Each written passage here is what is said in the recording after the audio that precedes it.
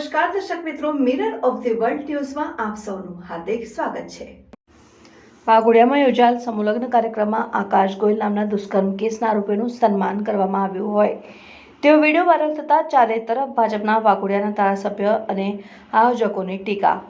વડોદરા જિલ્લાના વાઘોડિયા તાલુકાના આમોદ ખાતે વાઘેશ્વરી ચેરિટેબલ ટ્રસ્ટ દ્વારા આયોજિત સમૂહલગ્ન કાર્યક્રમ કે જ્યાં રાજ્યના મુખ્યમંત્રી ભૂપેન્દ્રભાઈ પટેલ આશીર્વાદ આપવા આવ્યા હતા, ત્યાં જ સ્ટેજ ઉપર દુષ્કર્મ કેસનું આરોપી આકાશ ગોયલનું સ્ટેજ પર ફૂલોના હારથી સ્વાગત તથા ચણની નોટો ઉડાડતો વિડીયો વાયરલ થયો હતો, જેને લઈને વિપક્ષે પણ આકરી ટીકા કરી છે, જેમાં ભાજપના બેવડા વલણ અપનાવવાનો આક્ષેપ પણ કરાયો છે। અત્રે ઉલ્લેખનીય છે કે 21 વર્ષીય પરણિતાએ નંદેસરી પોલીસ સ્ટેશનમાં વર્ષ 2024માં ફરિયાદ નોંધાવી હતી, જેમાં જણાવ્યા અનુસાર 21 સપ્ટેમ્બર 2024માં પરણિતાનો પતિ બપોરે 3:30 વાગ્યાની આસપાસ તેમના મિત્રના શાળાના મરણમાં હાલોલ ગયા હતા અને સાસુ સસરા ઘરે હતા, ત્યારે રાત્રે જમીને બધા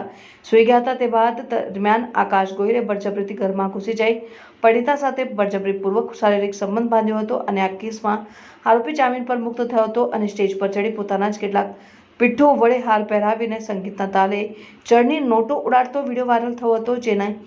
ચારે તરફ ટીકા થતા વાઘોડિયાના ધારાસભ્ય ધર્મેન્દ્રસિંહ વાઘેલાએ સમગ્ર મામલે પોતે અજાણ હોવાનું જણાવી હાથ ખંખેરી લીધા હતા।